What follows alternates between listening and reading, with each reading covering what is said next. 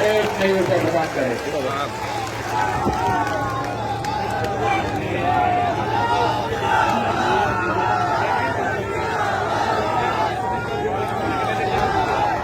Ram Ram sir. फूल बनकर जो जिया उसको यहाँ बसा गया। फूल बनकर जो जिया उसको यहाँ बसा गया। आदमी को फौलाद के सोचे में ढलना चाहिए, और अगर छीनता हो हक कोई अधिकार आदमी का तो आंख से आंसू नहीं सेला बरसना चाहिए, सेला बरसना।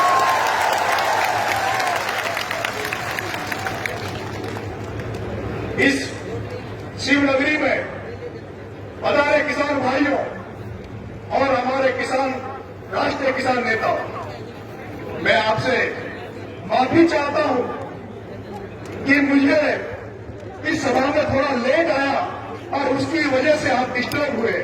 लेकिन आदरणीय टिकैत साहब, आदरणीय चिड़वी साहब और आदरणीय नेता, आप सभा माधोपुर से चले, आपका बेटा 125 किलोमीटर अपने साथियों के साथ चला और सुबह 8 बजे चले और आपके बीच में पहुंचने में लेट हो गया, और उसके लिए आप जो भी दंड दोगे उसका भागी हूं, उसको सहन करने के लिए तैयार।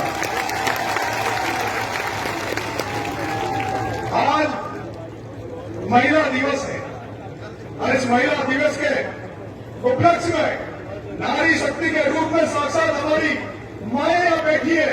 उन्होंने सिद्ध कर दिया कि इस देश की महिला भी पीछे नहीं है, और किसान आंदोलन में कम से कम महिला पीछे नहीं रही। मित्रों, युवा साथियों, किसान भाइयों, इस आंदोलन को आज 3 महीने हो गए हैं, और इन 3 महीनों में जो किसानों ने इस आंदोलन के तहत जो झेला है, चाहे वो मौसम की मार हो, चाहे नरेंद्र मोदी का गुंडा की मार हो, चाहे सरकार के षड्यंत्रों की मार हो, वो सब आपके सामने है। और मैं ये भी पता है कि ये जब हमारे राष्ट्रीय नेता उनकी ट्रेन है, इसलिए मुझे कम से कम बोलना है। लेकिन मेरे किसान भाइयों, मेरे युवा साथियों, ये जो 3 महीने हमने झेले हैं और हमारे राष्ट्रीय नेता ने हमसे आग्रह करा है, उनकी 2 ही शब्द हमसे कही है कि इस आंदोलन जब तक चलेगा इसको हिंसा के मार्ग पर चलाना है और शांति के मार्ग पर चलाना है, और इसमें कोई राजनीतिक पार्टियों पर पॉलिटिक्स नहीं करनी। यह शुद्ध किसानों का आंदोलन है, उसी तहत चलता रहे। मेरे किसान भाइयों, मेरे युवा साथी, आदरणीय टिकैत साहब, आदरणीय चिड़वी साहब, हमारा धैर्य टूट रहा है। महात्मा गांधी के रास्ते पे चलते चलते ये जमाना अलग है कि नरेंद्र मोदी महात्मा गांधी की भाषा नहीं समझ रहा है। इसमें भगत सिंह, सुभाष चंद्र बोस की जरूरत पड़ रही है। और मैं ये मानता हूं, मैं जानता हूं कि आपका आंदोलन जब तक चलेगा, जब तक काले कानून वापिस नहीं हो जाते, जब तक एमएसपी में कानून नहीं बन जाता, और ये आंदोलन जब तक चलेगा। और मैं ये भी मानता हूं कि ये नरेंद्र मोदी जिस तरह से अपनी बात का सवाल में लड़कर बैठा है, कोई काले कानून वापिस लेने वाला नहीं है। लेकिन आदरणीय टिकैत साहब, आदरणीय चिड़वी साहब, ये किसान को अपनी इज्जत का सवाल बनाकर बैठा है, ये मोदी मोदी की इज्जत लेकर बैठा है। ये काला कानून नरेंद्र मोदी वापिस लेगा कि नहीं लेगा? एमएसपी में कानून बनाएगा नहीं बनाएगा? लेकिन किसानों ने, युवा साथियों ने तय कर लिया है कि 2024 में नरेंद्र मोदी देश का प्रधानमंत्री नहीं रहेगा। ये किसान और हम ये भी जानते हैं, किसान ये युवा जो आपके नेतृत्व में नहीं इकट्ठा हो रहा है, जो उनका कोई लड़ाई लड़ रहा है, वो सरकार कोई भी बने और कोई भी दल इस देश में सत्ता में है, लेकिन वो सरकार, वो सत्ता भी तभी शपथ लेगी, तभी संसद में पहुंचेगी जिस दिन काले कानून वापिस हो जाएंगे, जिस दिन में चुनी जाने कानून बन जाएंगे। मेरे युवा साथियों, मेरे किसान भाइयों, ये देश है हमारी भारत मां, ये सोने की चिड़िया हुआ करता था। कभी तुगलकों ने लूटा, कभी मोदी ने लूटा, और उसके बाद इस देश में अंग्रेज आए, ईस्ट इंडिया कंपनी को साथ लेके आए और हमारे पूरे देश को लूट लिया, पूरे देश को तहस-नहस कर दिया। और उसके बाद हमारे महात्मा गांधी, भगत सिंह और सुभाष चंद्र बोस, चंद्रशेखर आजाद ने अपने बलिदान दिए, इस देश के लिए अपने प्राण न्यौछावर किए और इस सोने की चिड़िया को आजाद कराया। लेकिन आजाद होने के 70 साल बाद भी, जब हमारा देश संकट में था, हमारा देश भूखमरी में था, तब हमारे देश के एक ईमानदार प्रधानमंत्री लाल बहादुर शास्त्री ने कहा था कि इस देश को जय जवान जय किसान का नारा देने की जरूरत है। और लाल बहादुर शास्त्री ने एक नारा दिया था, जय जवान जय किसान। और उसी नारे की जब पूरे देश वापिस खड़ा हुआ और जब देश वापिस चलने लगा, देश आगे बढ़ने लगा, तो फिर ईस्ट इंडिया कंपनी के रूप में अडानी अंबानी आए और फिर अंग्रेजों के रूप में नरेंद्र मोदी अमित शाह आया और आज उसी जगह पर इस देश को पहुंचा गया जो 70 साल पहले गुलामी के देश था। मेरे किसान भाइयों, मेरे युवा साथी, हम आदरणीय टिकैत साहब, आदरणीय चिरोनी साहब, नरेंद्र मोदी का हम कुछ करेंगे नहीं करेंगे मुझे पता नहीं, पर नरेंद्र तोमर की धरती है, ये मंत्री की धरती है। और 2 दिन आपका बेटा जब इस धरती पर आया, शोपुर की धरती में आया, तो मेरा युवा साथियों इस शोपुर के किसान कह रहे थे कि अगर टिकैत साहब आशीर्वाद दे दे, चिरोनी साहब आदेश दे दे, तो मोदी जी का पता नहीं आता लगेगा पता नहीं। नरेंद्र तोमर को इसकी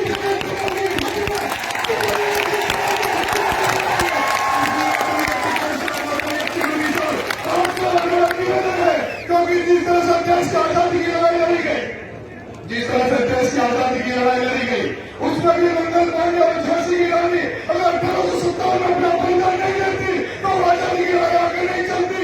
उस देश की आजादी की लड़ाई में भी अगर भगत सिंह उस कोर्ट में जाकर बम ब्लास्ट नहीं करता और मेरी सरकार को सुनाने के लिए और उसको बम ब्लास्ट नहीं करना पड़ा और उस गुंगी मेरी अंग्रेजी सरकार को झुकाने के लिए उस भगत सिंह ने हंसते हंसते अपने आप को फांसी पे चढ़ा लिया, इसलिए कि मेरे देश की जनता से चाहने वाले से किसान तक जाए। आदरणीय टिकैत साहब ने जो 3 महीने से आंदोलन कर रहा है, उससे एक आंसू ने गाजीपुर पर एक आंसू ने पूरे राजस्थान पूरे देश को जगा दिया। लेकिन ये देश एक किसान ये चाह रहे कि कोई एक तड़का और लगे, कोई एक तड़का और लगे, कुछ ऐसा हो जिससे मोदी के भी कान खुल जाए और ये जो यहाँ का सांसद बैठा उसके भी कान खुल जाए। और मेरी तो इच्छा थी टिकैत साहब और सारे इस शोपुर की धरती पर सारे युवा किसानों की इच्छा थी कि काश नरेंद्र तोमर हमारे नेताओं को गिरफ्तार करें। इनकी इच्छा थी कि काश नरेंद्र तोमर की पुलिस हमारे नेताओं को गिरफ्तार कर ले और इसी मध्य प्रदेश और इसी शोपुर की धरती पर हम नरेंद्र मोदी को नरेंद्र तोमर को ये दिखा जाए कि किस तरह से क्या अंजाम होता है जब कोई किसान की लड़ाई लगा उसके हाथ डाला है।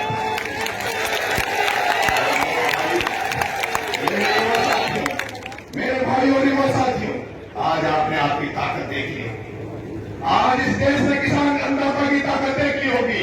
मैं बॉर्डर राजस्थान से आया हूं, कहीं भी मुझे पुलिस का कोई सिपाही नजर नहीं आया, कहीं भी पुलिस का सिपाही नजर नहीं आया। और वो इसलिए नहीं आया, ये ताकत हमारी नहीं है, ये ताकत टिकैत साहब की नहीं है, ये ताकत चिरोनी साहब की नहीं है, ये ताकत ये जो नेता बैठे हैं, किसान नेता बैठे हैं, ये ताकत नहीं है। अरे मेरे किसान भाइयों के परिवार में बैठो, जो युवा साथी बैठे, जो माता बैठी हो, ये आपकी ताकत है, आपने किसान से समझौता कर रखे हैं। मैं अपनी बात को खत्म कर रहा हूं क्योंकि हमारे नेताओं को बोलना है। मैं 1-2 लाइनों के साथ अपनी बात को खत्म करने जा रहा हूं कि परिंदों को शहर में पानी कौन रखता है, परिंदों को शहर में पानी कौन रखता है, अरे नए कमरों में पुरानी चीजें कौन रखता है। परिंदों को शहर में पानी कौन रखता है, अरे नए कमरों में पुरानी चीजें कौन रखता है। ये तो आप हो मेरे महापुरुषों, ये तो आप हो मेरे किसान नेताओं जो संभाले हुए हो इस गिरती हुई अन्नदाता की आत्मा को। नहीं तो इस अन्नदाता को, इस किसान को याद कौन करता है, याद कौन करता है, याद कौन करता है। मेरे भाइयों, मेरे साथ 2 नारों के साथ मैं अपनी बात को खत्म करूंगा। किसान एकता जिंदाबाद, जिंदाबाद जिंदाबाद, किसान एकता जिंदाबाद, जिंदाबाद जिंदाबाद। और 2 लाइन और, आज अगर किसी को दानदाता बना बैठा है, कोई धर्म के नाम पर कोई दान करना चाहता है, दानदाता बनना चाहता है, तो मेरा आप किसान भाइयों युवा साथियों आपसे एक हाथ जोड़ के आग्रह है, आपको जितना भी दान देना है, वैसे तो किसान किसान को कोई दान देने की जरूरत नहीं है, क्योंकि जो किसान जो खेती बाड़ी करता है, कि किसान जो अन्न उगाता है, जिस दिन से किसान अपने खेतों में फसल बोता है, उस दिन से लाखों करोड़ों पक्षी उस खेतों में चूड़ा चुगते हैं और हमारे खेतों में लाखों करोड़ जानवर अपना पेट पालता है। इसलिए किसान को दान देने की, किसानों को दान दाता की जरूरत नहीं है।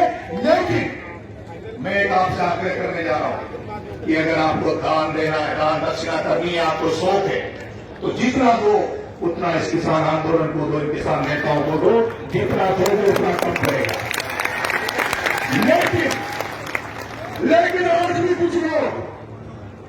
आज भी कुछ लोग धर्म के नाम पर, मंदिर के नाम पर आपके दरवाजे पे, आपके घरों के सामने भीख मांगते घूम रहे हैं। उनको चौगनी देने की जरूरत नहीं है। अगर दो तो बढ़िया उनको जूतों की माला से स्वागत किया, उनको देने की जरूरत है। और ये देश संकट में निजीकरण का जो बाबा साहब भीमराव अम्बेडकर ने जो सपना देखा था इस देश के लिए, उस बाबा साहब भीमराव अम्बेडकर के सपने को निजीकरण के माध्यम से ये देश को, ये नरेंद्र मोदी खत्म कर रहे हैं। इसलिए आप सबको जगने की जरूरत है। जय हिंद, जय भारत।